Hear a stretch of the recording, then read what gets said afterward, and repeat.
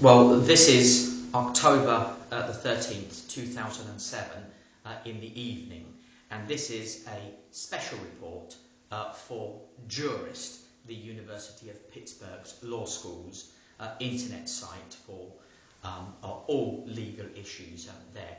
Now, the video that I've just also shown you is the bus trip from arriving at the airport in Biap, which is Baghdad International Airport. It used to be called Saddam International Airport.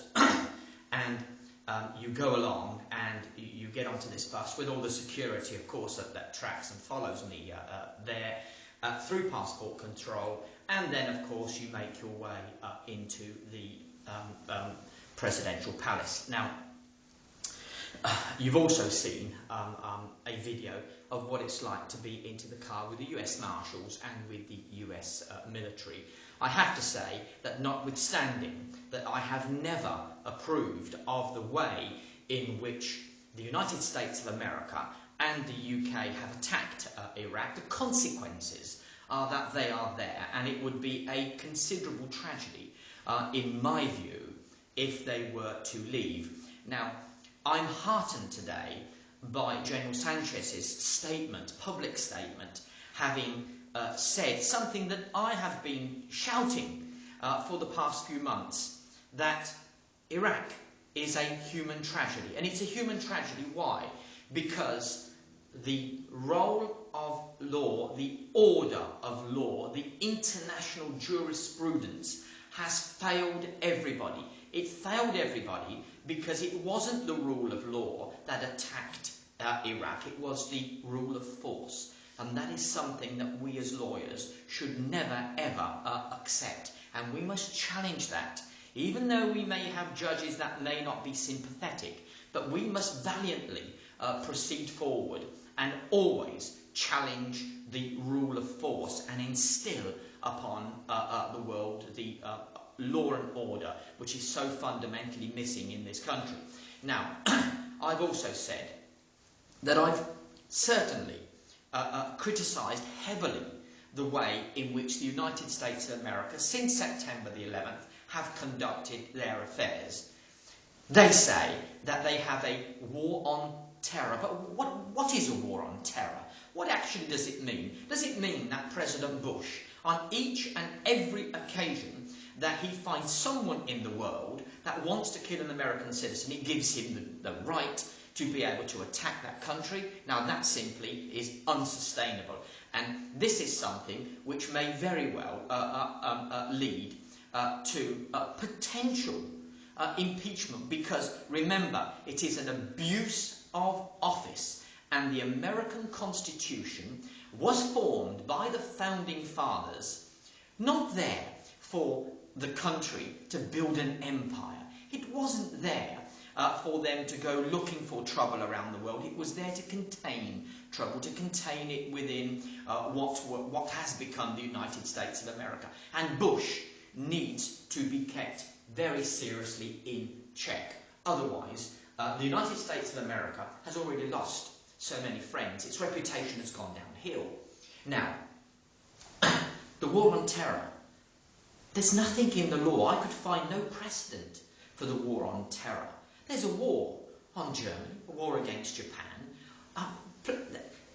The concept, the classical concept as in international jurisprudence for war is as follows. The ambassador for America issues what they call a note verbale, which is a formal diplomatic note telling the other country that unless they do this, that or the other, there will be what is legally called a state of war between the two countries. It may interest people to know, for example, that this did happen with the United Kingdom and Argentina. That has never been revoked. Technically speaking, the United Kingdom is still at war with Argentina over the Falklands, because no note verbale was ever produced for the cessation of hostilities. But who do you issue a note verbale to in the war on terror?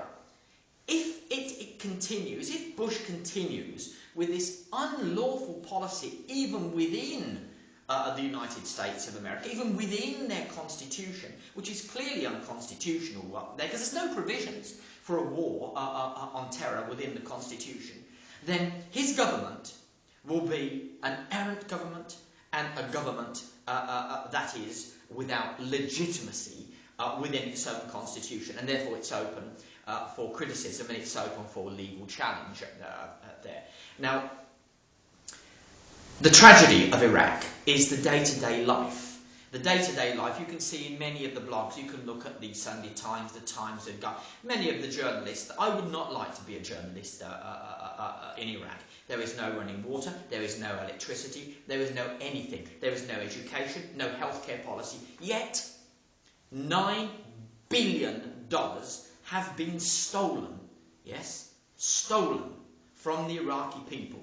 God knows where it's gone to. In July of this year, when I was there, as well on a Wednesday, a bank was robbed of $300 million. Yes, $300 million in cash. Was there an inquiry? No. Has anybody been charged? No. Has anybody asked where the devil has this money gone to? $300 million in cash. Now, let me tell you something. The average everyday Iraqi citizen wouldn't give a hoot if they'd stolen $20 billion, providing that something went back into the country. And that is what is not happening. And that is what has led General Sanchez to clearly say what I've been saying, who goes there day in, day out, and sees with my own eyes the terrible tragedies. And these are the consequences of an errant government, an unconstitutional government, because the moment that Bush steps out of line and steps outside the framework of the American Constitution, he is an illegitimate president. Now, people could use a much stronger word, but I'm just going to keep it at that. This is Giovanni Di Stefano, jurist for the University of Pittsburgh.